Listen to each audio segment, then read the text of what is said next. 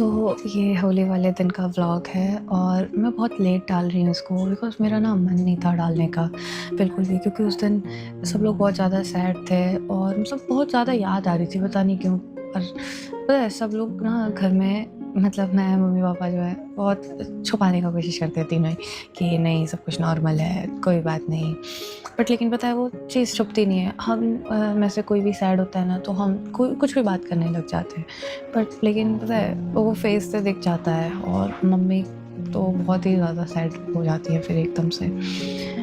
Normal days पे इतनी याद नहीं आती जितनी मतलब ऐसे कुछ स्पेशल होता है उस दिन आती है। पुरानी चीज़ें याद आती है कि कैसे छुट्टियाँ होती थी, कुछ भी फंक्शन या मतलब ऐसे फेस्टिवल होते थे ना, तो भैया आते थे, उनके लिए बहुत सारी मिठाई वग़ैरह, नमकीन बना के रखती थी मम्मी। और मतलब बस बहुत पुरानी चीज़ें दोबारा दिमाग में रिपीट होने लग जाती है और वो फिर रुकती ही नहीं है। मम्मी ना सब जब भी भैया को ऐसे दिया जलाती हैं या कुछ करती हैं, तो बस एक ही चीज़ कहती हैं कि तुम जहाँ पे भी हो ना खुश रहना बस हमेशा। और मैं भी बस यही विश करती हूँ कि जहाँ पे भी हो ना मेरे भैया, वो हमेशा खुश रहे। देख ना वो आपको चुप करा रहा है, मना कर रहा है रोने को। मत रो, मत रो आप। Hello everyone, welcome and welcome back to my channel Beena blog. तो अंशु का वीडियो आया था और बहुत लेट में आता है अंशु का वीडियो, और सभी को इंतज़ार रहता है। मुझे तो खासकर अंशु के वीडियो का बहुत इंतज़ार रहते हैं उन बुजुर्ग माता पिता को देखने के लिए। और आज जो वीडियो देखा ना, बहुत इमोशनल वीडियो था। खासकर अंशु की माँ, राजवीर की माँ, बोलते हैं ना, बाहर त्यौहार जो भी आता है, शादी ब्याह, इस चीज़ में बच्चे ज़्यादा याद आते हैं जो इस दुनिया में नहीं रहे हैं। और इससे बड़ा दुख क्या हो सकता है एक माँ के लिए। उनके जवान बेटे, वो भी दो दो जवान बेटे कम उम्र में इस दुनिया से चले गए, जो कि उनका बुढ़ापा का सहारा था, बुढ़ापा की लाठी बोलते हैं, उस घर का चिराग था, दीपक था, वो अब इस दुनिया में नहीं रहे। और माँ के आंखों में आंसू तो ज़िंदगी भर रहेंगे जब तक वो इस दुनिया में है। मगर यहाँ पे अंशु बहुत समझदार लड़की है। बोलते हैं ना, छोटी उम्र में इतनी समझ पता नहीं कहाँ से आ गई है इसमें। और किसी ने इसका बहुत मिसयूज किया था, गलत चीज़ में साथ देने का। जब उन्होंने जो गलती की थी अंशु ने, आज वो अपनी गलती को सुधार रही है और अपने बुजुर्ग माता पिता के साथ हैं, उनका साथ दे रहे, उनके चेहरे पे मुस्कान लाने की कोशिश कर रहे हैं, उनको दुख से बाहर निकालने की कोशिश कर रहे हैं। और हम भी चाहते हैं कि थोड़ा, भले ही वो दुख से बाहर नहीं निकल पाएंगे ज़िंदगी भर, पर हम भी चाहते हैं कि थोड़ा थोड़ा वो रिकवर कर ले अपने को। क्योंकि अब तो जो गया वो वापस तो आ नहीं सकते हैं। मगर जो उनको दुख दिया जा रहा है ना सोशल मीडिया की जगह, चीख चीख के जो झूठ बताया जा रहा है, बच्चे जाने का दुख से ज़्यादा वो दुख है जो कि उन्होंने सोशल मीडिया पे इतनी बेइज्जती, इतनी जलील अपने बेटे को, अपने पति को, खुद को देखा है। भले आज बहुत सारे लोग जो फ्लैपी गर्ल के सपोर्टर थे वो आज इनके सपोर्ट में आ गए, जबकि उनका असली चेहरा सामने आ गया है, तभी लोग इनके सपोर्ट में आए हैं। और अभी भी बहुत सारे अंधभक्त हैं जो फ्लैपी के सपोर्टर हैं और यहाँ चीख चीख के बहुत कुछ बोलते हैं। यहाँ पे मैं इतना बोलना चाहती हूँ उन उन भक्तों को जो बोलते हैं कि अंशु को उस घर में नहीं आना चाहिए, अंशु को अपने घर जाना चाहिए, वहाँ नहीं रहना चाहिए। तो मैं बोलती हूँ क्यों, क्यों नहीं रहना चाहिए उसको वहाँ?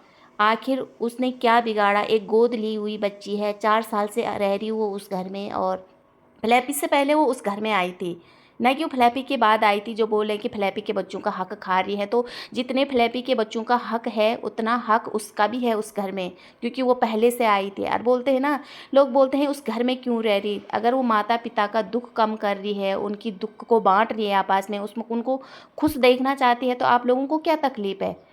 यशोदा ने भी तो श्री कृष्ण को गोदी लिया था ना, गोदी समझो, गोदी लिया था, वो भी तो एक माँ थी। तो यहाँ पे क्यों बोल रहे हैं कि उसको यहाँ नहीं रहना चाहिए? मैं तो बोलती हूँ आज के बाद बिल्कुल भी ऐसा सवाल मत किया करो कि उसको यहाँ नहीं रहना चाहिए। और वो रहेगी, उसका पूरा हक है वहाँ पे। और वो क्यों रहे वहाँ पे जिन्होंने छोड़ दिया है, जिन्होंने सब कुछ छोड़ के चले गए हैं और अपने माँ बाप, अपने भाभी भाई को पाल रहे हैं, उनके बच्चों को पाल रहे हैं। तो यहाँ पे मैं बोलना चाहती हूँ उसको, जब तक उसके पास उतना नहीं था, उतना प्लेटफॉर्म नहीं था सोशल मीडिया, उतना उसका फेस वैल्यू नहीं थी, शोहरत दौलत नहीं थी, तब तक वो उस घर में टिकी थी। तब तक उनके ही ससुर पूरा फैमिली का खर्चा उठाते थे।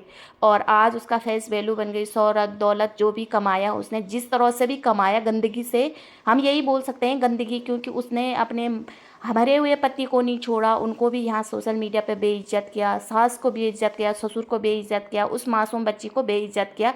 तो ये गंदगी से ही उसने जो पैसे कमाए हैं, तो आज वो चली गई है उस घर में उस बुजुर्ग माता पिताओं को छोड़ के, तो फिर उसका क्या हक बनता सोशल मीडिया पे आके चिल्ला चिल्ला के प्रॉपर्टी प्रॉपर्टी करते हुए, क्या हक बनता है? क्या फ्लैपी को उस घर में जाने का दोबारा हक है? तो मैं बोलूँगी नहीं, क्योंकि उन्होंने ना ऐसी ऐसी बेइज्जती कर रखी है इन माता पिताओं की, वो कभी नहीं भूल सकते हैं। और एक तरफ वो भूल भी जाएंगे जो उन्होंने उनके ससुर सास के बारे में बोले हैं, मगर जो उसने उन अपने मरे हुए पति के बारे में बोला जब वो इस दुनिया में नहीं था, उसके बाद जब उन्होंने बोला, तो वो माता पिता उसको कभी बर्दाश्त नहीं कर सकते हैं। और यहाँ पे प्लीज़ आप लोग ना अंशु को बार बार हेट मत दिया करो, क्योंकि अंशु बहुत अच्छी लड़की है।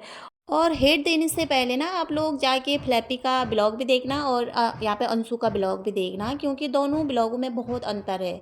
जो हमारी अंशु है वो बहुत समझदार है और बहुत सिंपल ब्लॉग रहते हैं उसके, ना किसी के प्रति ईर्ष्या द्वेष, ना कोई कंट्रोवर्सी, सिंपल से वो चाहती है कि मेरे मम्मी पापा खुश रहे, किस तरह से इनके चेहरे पे मुस्कान आए, जिस तरह से वो फ्लैपी को रखना चाहती थी पहले, फ्लैपी के साथ भी वो वही करती थी जो वो आज अपने मम्मी पापा के साथ कर रही है।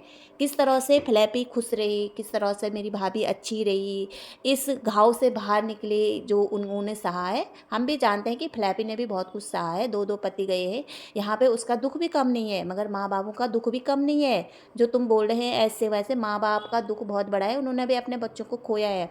और उधर जो फ्लैपी के ब्लॉग होते हैं उस ब्लॉग में देखना तुम, हर वक्त कंट्रोवर्सी रहते हैं, हर वक्त दूसरों को टोंट कसना, पोक करना, पिंच करना। और यहाँ पे जब अंशु ने एक दो बार बोला भी अपनी वीडियो में, तो उसे भी तो सोशल मीडिया पे बदनाम किया गया, उसे भी फ्लैपी की तरफ से पोक किया गया है, इसीलिए बोला उसने, नहीं तो उसका कोई भी वो नहीं था कि वो यहाँ पे आके बोले।